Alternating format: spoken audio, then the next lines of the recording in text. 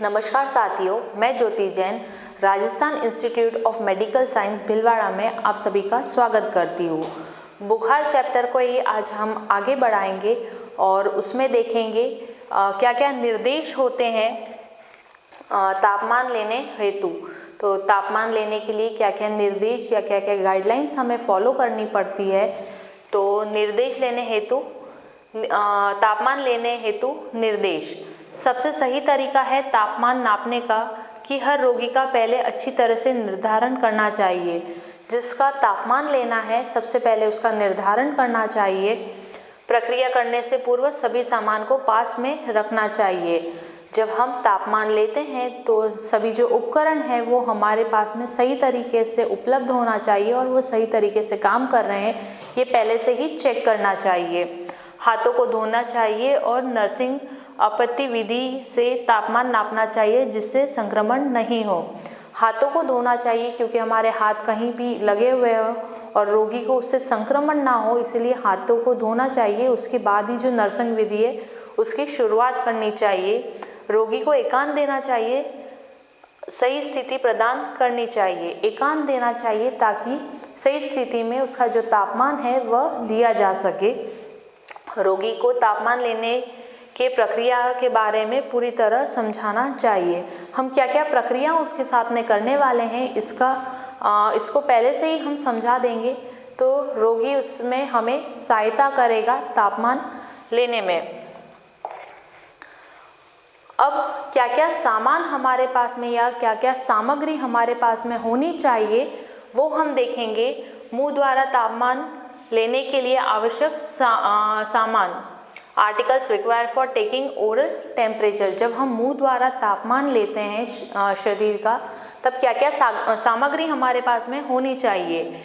सबसे पहला थर्मोमीटर एक बॉटल में 1:40 सेवलॉन या डेटॉल में। तो ये रोगाणुशक बॉटल में होना चाहिए जिसका रेशो है वो 1:40 होना चाहिए ताकि जो हमारा थर्मोमीटर है वो रोगाणुशक में हम उसको रख सके। उसके बाद में साबुन स्वैब एक बर्तन में साबुन के स्वैब रखना चाहिए ताकि जब हम तापमान नाप ले उसके बाद वो हमारे हाथ धोने में काम आए। किडनी की तरह एक ट्रे होती है उसको हमें पास में ही रखना चाहिए। एक पेन रखना चाहिए जिससे हम जो तापमान है उसको नोट कर सके। उसके बाद में TPR व BP चार्ट। तो TPR व BP चार्ट हमारे पास में होना चाहिए जिसकी सामान्य सीमा हम उसमें लिख सके और रोगी की जो सामान्य सीमा और जो उसकी परिस्थितियाँ है वो उसमें हम नोट कर सके। उसके बाद में एक बॉटल में साफ पानी रखना चाहिए ताकि वो हाथ धोने के हमारे काम आए और थर्मोमीटर के धोने के लिए भी काम आए। गीले स्वैब एक बर्तन में गीले स्वैब रखना चाहिए। पेपर बैग भी हमारे पास में होना चाहिए। अगर डिस्पोजल थर्मोमीटर हम यूज़ कर रहे हैं तो उसको पेपर बैग में डाल सकते हैं। घड़ी सेकेंड वाली, और जो घड़ी होती है वो सेकेंड वाली हम इसमें यूज़ करेंगे ताकि कितने सेकेंड में हमने तापमान नोट किया है वो भी हम वहाँ पर लिख सके। प्रक्रिया के चरण। अब यहाँ पर कुछ प्रक्रिया के चरण या स्टेप ऑफ प्रोसीजर और उनके क्या कारण हैं वो हम जानेंगे। सबसे पहला है एक तरफ मैं उसका स्टेप पढ़ूंगी या प्रक्रिया पढ़ूंगी और उसके बाद में उसके कारण भी साथ में ही बताते जाऊंगी। रोगी को आरामदायक स्थिति में रखना, आराम प्रदान देने जिससे तापमान आसानी से ले सके। तो सबसे पहले जो स्टेप है या जो प्रक्रिया है जिसमें रोगी को आरामदायक स्थिति में हमें बैठाना चाहिए ताकि जो उसका तापमान है वो सही तरीके से हम ले सके। दूसरा, प्रक्रिया से पहले हाथ धोना। इसका कारण है संक्रमण से बचना। पहले हाथ धोने का कारण यही है कि जो संक्रमण है वो उस रोगी को ना फैले, इसलिए सबसे पहले हाथ धोने चाहिए। तीसरा, थर्मोमीटर के स्टेम को पकड़ना चाहिए। इसका कारण है बल्ब को गंदगी से बचाने के लिए। तो जो थर्मोमीटर हमने पिछली क्लास में देखा था उसका बल्ब और स्टेम मैंने बताया था। तो नीचे का जो नीचे की तरफ का जो हिस्सा होता है उसको हम बल्ब बोलते हैं और ऊपर की जो तरफ का हिस्सा होता है उसको स्टेम बोलते हैं। तो थर्मोमीटर को हमेशा स्टेम से ही पकड़ना चाहिए, बल्ब से नहीं पकड़ना चाहिए, क्योंकि हमारे हाथों में जो गंदगी है वो उस बल्ब में लग सकती है और जब वो बल्ब हम उसके रोगी के मुंह में रखेंगे तो वो गंदगी उसके मुंह में भी जा सकती है। इसलिए हमेशा स्टेम से पकड़ना चाहिए थर्मोमीटर को। थर्मोमीटर को ठंडे पानी से धोना यदि वो रोगाणुनाशक घोल में रखा हो। अगर थर्मोमीटर हमने रोगाणुनाशक घोल में रखा है तो उसको ठंडे पानी से रखना चाहिए। इसका कारण है कि घोल को मुंह में जाने से रोकने के लिए। तो जो रोगाणुनाशक घोल है अगर वो रोगी के शरीर में जाएगा तो कोई ना कोई नुकसान होगा, तो इसलिए उसको ठंडे पानी से पहले ही धो लेना चाहिए। पिछली क्लास में मैंने बताया था कि थर्मोमीटर को कभी भी गर्म पानी से नहीं धोना चाहिए, क्योंकि जो पारा या मर्क्यूरी है अगर ज़्यादा टेम्परेचर होगा तो थर्मोमीटर फट सकता है। उसके बाद पांचवा, गीले स्वैब लेकर थर्मोमीटर को उंगलियों से घुमाते हुए साफ करना चाहिए। तो गीले स्वैब से जो थर्मोमीटर को है उसको साफ करना चाहिए ताकि उसमें संक्रमण से बचाव हो सके। मर्क्यूरी स्तर को हाथ में थर्मोमीटर रखकर पढ़ना चाहिए। जो मर्क्यूरी होता है या पारा होता है थर्मोमीटर में उसको हाथ में लेकर फिर ही उसकी जो रीडिंग है वो नोट डाउन की जाती है, क्योंकि अगर मुंह में ही रखेंगे तो उसकी जो रीडिंग है वो सही नहीं आ पाती है, इसलिए हाथ में रख के ही उसकी रीडिंग ली जाती है। यदि मर्क्यूरी सामान्य स्तर से ज़्यादा है तो उसे अच्छी तरह पकड़कर स्टेम की ओर घुमाना अपने सामान्य स्तर पर आ जाए। अगर बहुत ज़्यादा टेम्परेचर आ रहा है तो उसको थोड़ा सा शेक करना चाहिए, हिलाना चाहिए, क्योंकि जो सामान्य स्तर है मर्क्यूरी का वो वापस आ जाए। रोगी के मुंह को खोलने के लिए कहना और थर्मोमीटर को उससे मुंह में जीभ के नीचे रखना।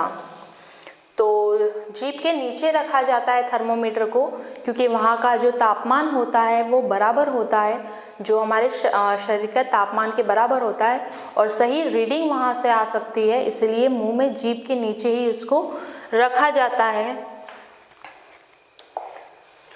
रोगी को थर्मोमीटर को जीभ के नीचे रखने के लिए कहना, ध्यान रखे वह उसे चबाए नहीं। तो थर्मोमीटर को जब जीभ के नीचे रखा जाता है तो उसको कहना चाहिए कि वो उसको चबा नहीं ले, क्योंकि वो ग्लास का बना होता है, शीशे का बना होता है, तो चबाने से एक तो पारा जो है वो हानिकारक होता है धातु, तो वो हमारे शरीर के अंदर जाएगा तो नुकसान देगा और जो कांच के टुकड़े हैं उससे लग भी सकते हैं, इसलिए उसकी सुरक्षा हेतु उसे बताना चाहिए कि उसको चबाना नहीं है। थर्मोमीटर को 2 से 3 मिनट के लिए मुंह में रखना चाहिए। पारा या मर्क्यूरी का जो तापमान है वो बढ़ने के लिए 2 से 3 मिनट तक उसको मुंह में रखा जाता है ताकि सही टेम्परेचर नोट हो सके। सावधानी पूर्वक थर्मोमीटर को हटाकर उसे आंखों के स्तर तक लाते हुए तापमान को पढ़ना चाहिए। सही तापमान के लिए थर्मोमीटर को निकाल के फिर आंखों के स्तर तक उसको लाके फिर ही हमें रीडिंग नोट करनी चाहिए ताकि एक्यूरेट रीडिंग हम ले सके। रोगी को तापमान के बारे में सूचित करना चाहिए। रोगी को बताना चाहिए कि उसका जो तापमान है वो कितना है और उसके बारे में उसको सूचित करना चाहिए ताकि उसको भी पता चले कि मेरे तापमान का स्तर क्या है। थर्मोमीटर को कॉटन स्वैब से साफ करना चाहिए। जो इस्तेमाल करने के बाद में थर्मोमीटर को कॉटन स्वैब से साफ करना चाहिए ताकि जब हम उसको दूसरे पेशेंट के लिए यूज़ करेंगे तो उससे संक्रमण ना हो। थर्मोमीटर को ठंडे पानी से धोना, सुखाना और उसके बाद में रोगाणुनाशक घोल में रखना चाहिए। संक्रमण से बचाने के लिए जब इस्तेमाल हो जाता है थर्मोमीटर तो उसको ठंडे पानी से धो के और फिर सुखाने के बाद में ही फिर से रोगाणुनाशक घोल में रखना चाहिए ताकि उसकी सुरक्षा हम सही तरीके से कर सके। प्रक्रिया के बाद में हाथ धोना चाहिए और सभी प्रक्रिया करने के बाद में हमें फिर से हाथ धोने ताकि जो रोगी है उसका कोई संक्रमण हमारे साथ में नहीं आ जाए, हमें उसका संक्रमण नहीं लगे। इसीलिए फिर से हाथ हमें यहाँ पर धोने हैं।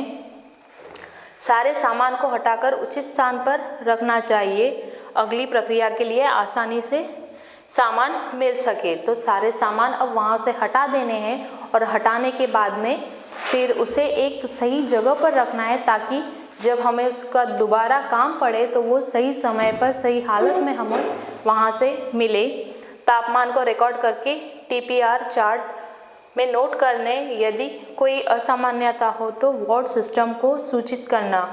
तो सभी रिकॉर्ड जानने के बाद में उसको TPR चार्ट में नोट करना है, और अगर उसमें कोई असामान्यता है तो जो हमारे ऊपरी अधिकारी होते हैं उनको वो सूचित किया जाता है और उसी हिसाब से उनको ट्रीटमेंट मिलता है। उम्मीद है आप सभी को ये समझ में आया होगा। धन्यवाद।